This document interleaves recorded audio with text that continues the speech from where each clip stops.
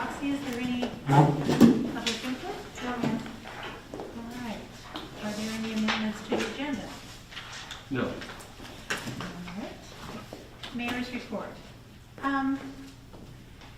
This is directed to this council that is sitting here, minus 2 people. 4 of you will be up for re-election this year. No, I haven't spoken to anybody. Hope you are all considering it if it is your time to be up for re-election. I think it's really important for all of us to kind of take a step back and think, why are we doing this? And looking at our community and through all of our own prisms to say, this is what I think needs to happen. Having this discussion that we just had in study session about rental properties, and I just hope that all of you will consider if this is what you need to be doing or how do you want to serve your community. And if you choose not to do such a thing again, think about talking to others about, we need people that care about their community to be on city council. So just know that I think is it June 1st, Greg? Yeah, I think it's Yes. noon, June 1st. On is June deadline. 1st, thank you, Roxy. And so that is coming down the pike, and just wanted to remind people about that. Also, a shout out to our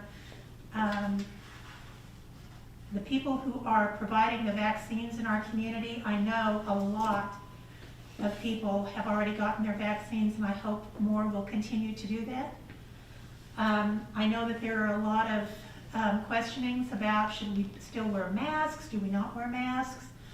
I think, again, we have to look to the science and listen to CEC and what guidelines they are giving us, but hopefully keep our fingers crossed that we are emerging out of this terrible time that we have been in. So again, thank you to our hospital and to Auburn Pharmacy and other places in Saline and McPherson that are helping to distribute this vaccine. And again, encouraging everyone to take the vaccine. That's it. Do I hear a motion to approve the consent agenda? Motion to approve. Is there a second? Second. Moved and seconded. Roxy?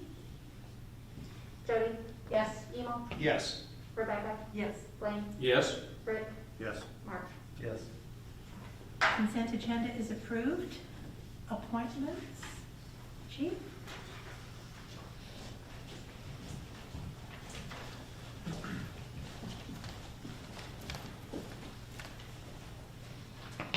Good evening.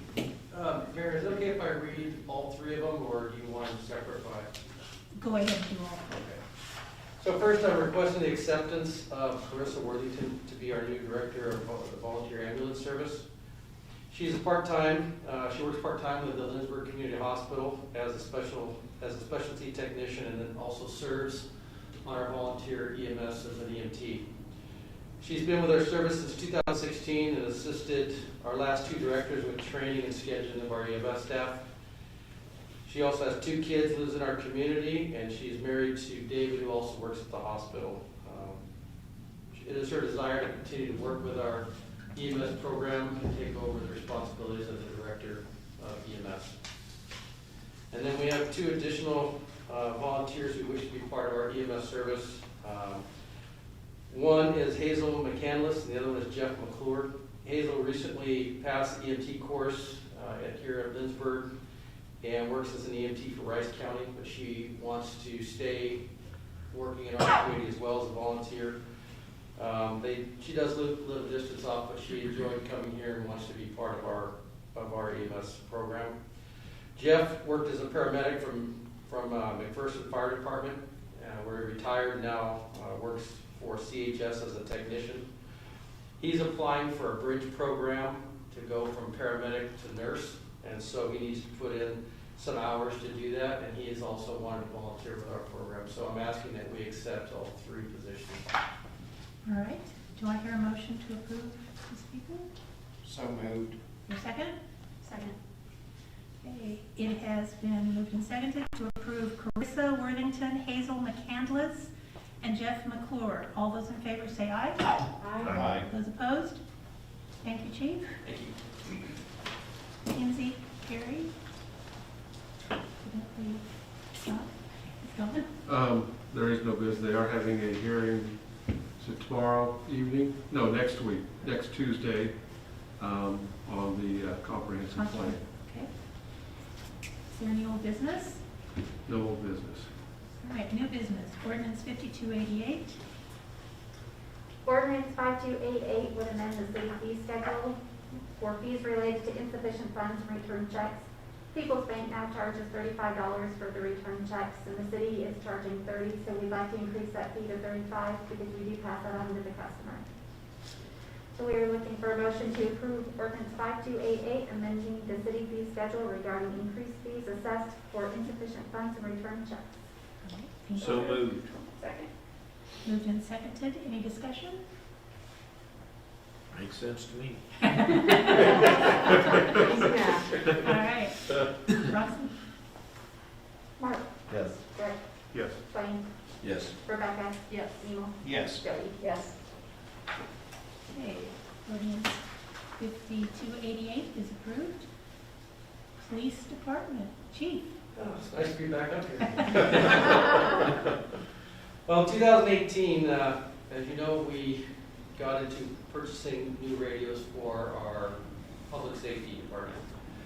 When we did that, at the time the purchase was made, the decision to go with AES encryption was not made at the time, so the radios were purchased without the encryption capabilities. The county has since made the decision to add the AES encryption to all the radios, and we will be required to implement that prior to start date, which is May 1st of this year. So we're asking to, we've obtained a couple quotes from Motorola, which our radios are Motorola, and the best quote came in for, we're going to do the police radios first, because fire and EMS does not have to have it until 2022. So the best quote came in for the 12 portable radios with Motorola Solutions at $459 per radio, or a total of $5,564.66. So I'm asking for a motion to approve the upgrade of the 12 police department portable radios to add the AES encryption software in the amount of $5,564.66. All right, do I hear a motion to approve this? Motion to approve. Is there a second? Second. Moved and seconded. Any discussion? So those prices, well, just why are they so drastically different? I mean, obviously, are you just puzzled too, or? Yeah, and Okay. thankfully someone talked to me about the other Motorola company out of Great Bend. They're actually building an office in Salina, and I reached out to them, and Mountain Ridge also got a better price, so they were able to give us the same thing. Okay, just curious, it was so drastically different. Any further discussion? Well, and Chief, just for my benefit, the reason for the encryption, or what enhancement does that? Okay, the Provide. encryption allows our radio communications, or enables secure communication between parties in such a way that eavesdroppers and hackers cannot understand what we're saying. And so it authorizes the parties who have these keys, so to speak, to be able to communicate with each other, and others cannot either hack into the system or eavesdrop on what's going on. Thank you. Further discussion? Roxy? Blaine? Yes. Rick? Yes. Mark? Yes. Jody? Yes. Emil? Yes. Rebecca? Yes. All right. Thank you. EMS Malpractice Insurance.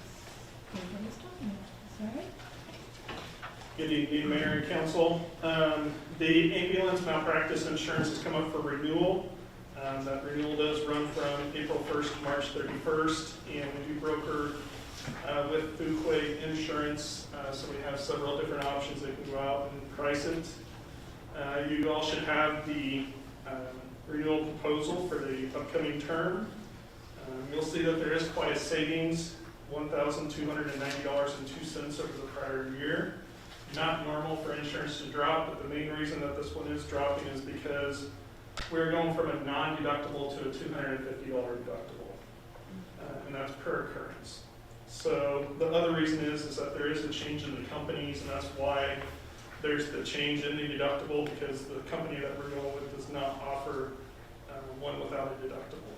So I'm looking for a motion to approve the insurance proposal from Fuquay Insurance Group in the amount of $2,744.34. All right, do I hear a motion to approve this? So moved. Is there a second? Second. All right, any discussion?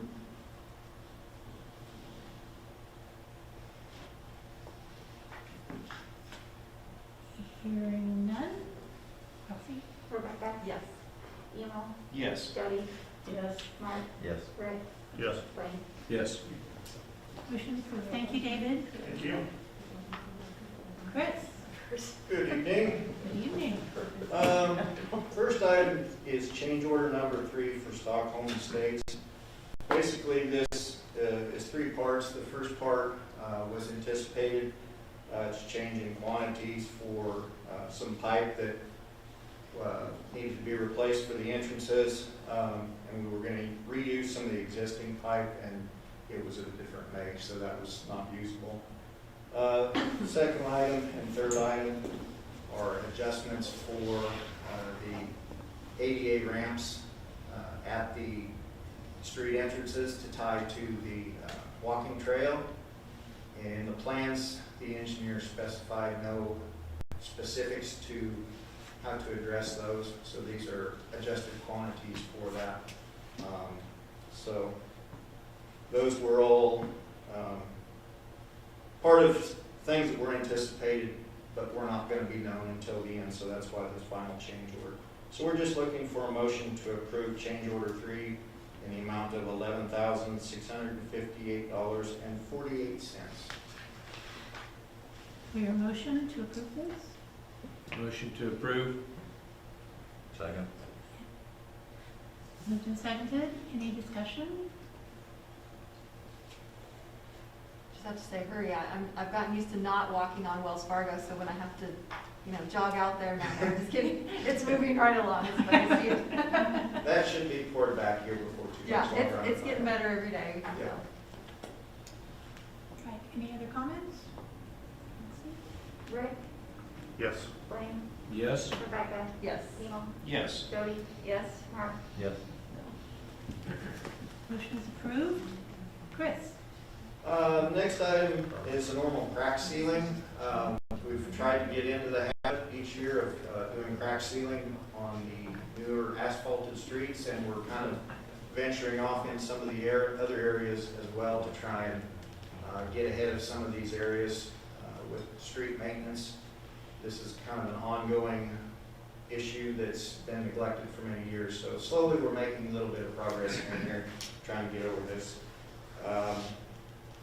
This year we're looking to do a little bit more than we've done in the last year or two, so hopefully we'll get there eventually.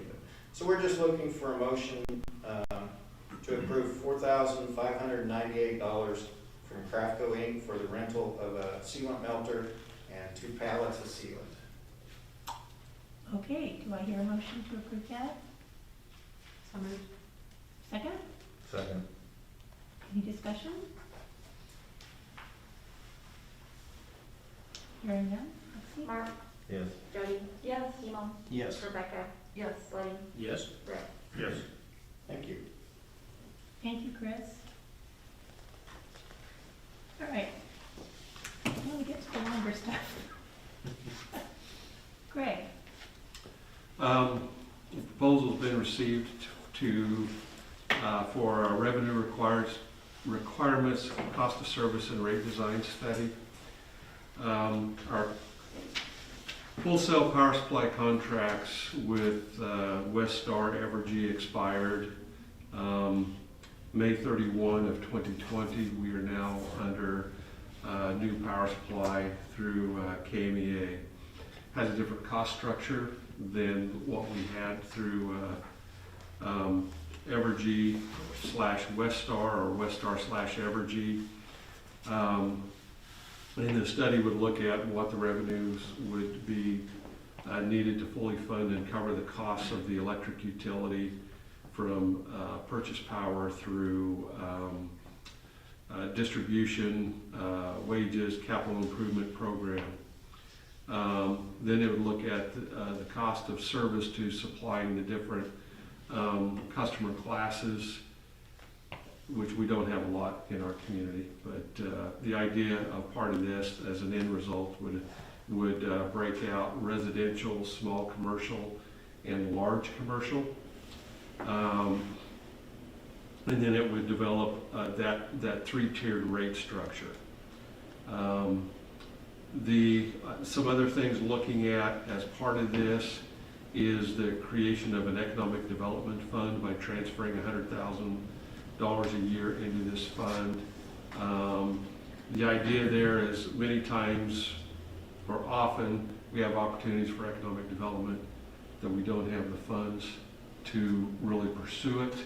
This would create that fund to take advantage of those opportunities when they come, or also hopefully create some opportunities for ourselves in that arena.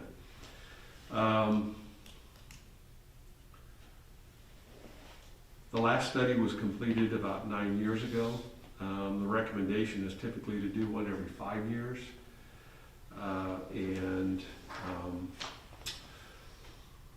See if there's anything else I'm missing in here. Oh, yes. There would also be development of new classes, one for electric vehicles, and by that we're referring to not home charging, but public charging of electric vehicles, and then also distributed generation. Distributed generation is whether it be wind, solar, etc., that a customer self-generates and stays connected to the system. Right now, we have true net metering, so those that zero out really aren't paying for the distribution system and the backup costs of distribution, and that additional cost then gets transferred on to those that don't have that type of generation. So it would be look at creating a rate for that also. The cost of the study is $25,000. One of the things that they're requesting in terms of information will be the latest audit, since we're going to be, our audit hopefully will be on the agenda here before in the not too distant future for approval. Really wouldn't want to get this started until we have that particular piece of information to give them as part of the study. With that, would be open for any questions. So at this time, you're just wanting, Actually, asking for a motion to approve a revenue requirements and rate study to be conducted by Sabo and Associates in the amount of $25,000. okay. All right. Do I hear a motion to approve that? Motion to approve. Is there a second? Second.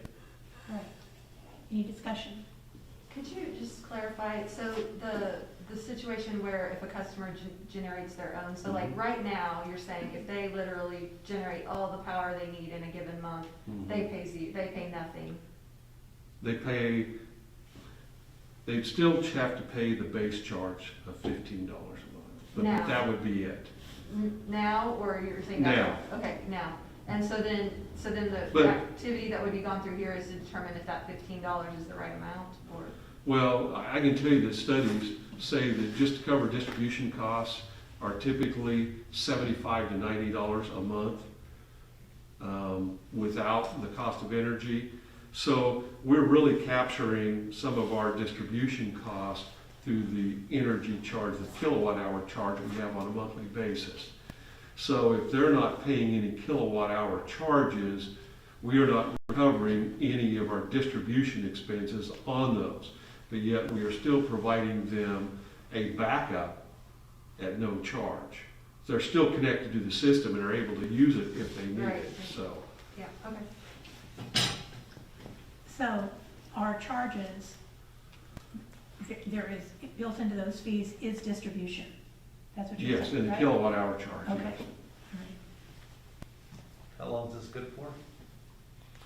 Typically, you do one about every 5 years is recommended. Our last one was 9 years ago, so obviously we are overdue.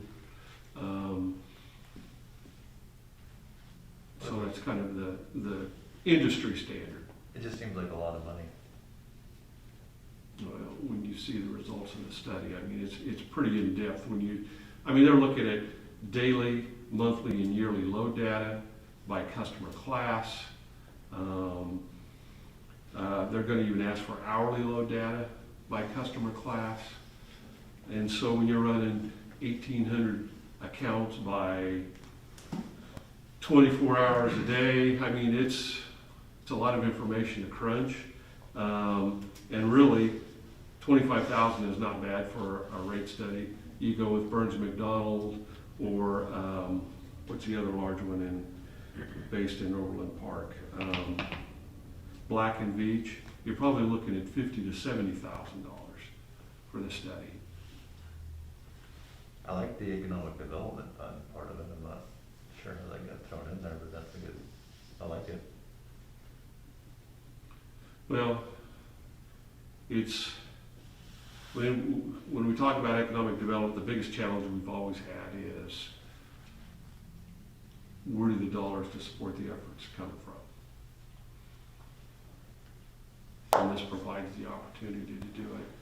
And I'll be honest with you, with 40% of our property tax base not on the books, this helps for those that benefit from economic development to help pay some of the costs of economic development, because they're not paying anything through property tax.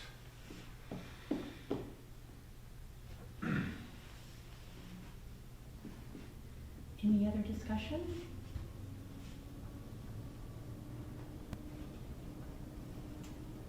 Hearing none, Roxy? Emo, Yes. Jody, Yes. Mark, Yes. Rick, Yes. Blaine, Yes. Rebecca. Yes. Motion carries. Did you say when this would be done? Depends on how quick we get the information to them. It's gonna take 4 to 5 months, Oh, yes. but we can expect our audit anytime in the next few months? Since I really don't work directly with the auditors, that's David and Roxy. I'm David? not sure where it is in progress. Roxy? And they'll be here on March 30th and 31st. Okay.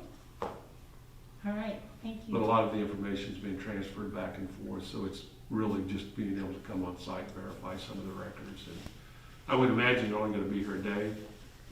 I'm hoping. Yeah. And so I would imagine, hopefully by the second meeting in April, we will have that audit report. All right. Next item, wastewater loan refinance. This is for discussion only. We have met with or visited with our financial advisor about refinancing the revolving loan through Kansas Department of Health and Environment on the wastewater treatment plant upgrade. Now, we could save about $110,000 a year, but going through the process, the bond counsel has advised us that this would be considered a new project under bonding statutes. And even though this is an old project that was done, it was originally financed through revolving loan and not funds. Not through bonds. Under the statutes, a new sewer project requires a referendum, meaning people will get to vote on whether you upgrade your facility or not. And what this charter ordinance would do, since the statutes don't apply equally to all classes of cities, that you can charter out of state ordinance and not have to do the referendum on the bonds for the upgrade. We're looking at a refinance. Not sure it makes a whole lot of sense to do a referendum on refinancing. We'd save about $110,000 over the remaining life of the loan. I mean, it's about $10,000 a year. The thing is, can we cut rates? No, but it slows the increase of rates by saving $10,000 a year. So this was more for information, and then any questions that anybody may have. So would the charter ordinance apply to this particular situation only, or would we be establishing a new charter ordinance that would apply to any such bonding issue for a wastewater? It would apply to this and future. Once it's in place, it becomes a permanent opting out of state statute on this item.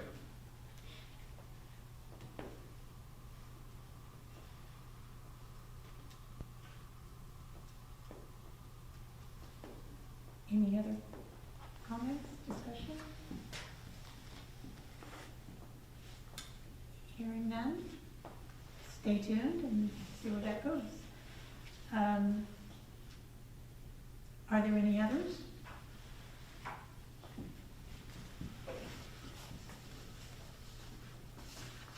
Hearing none, do I hear a motion to adjourn?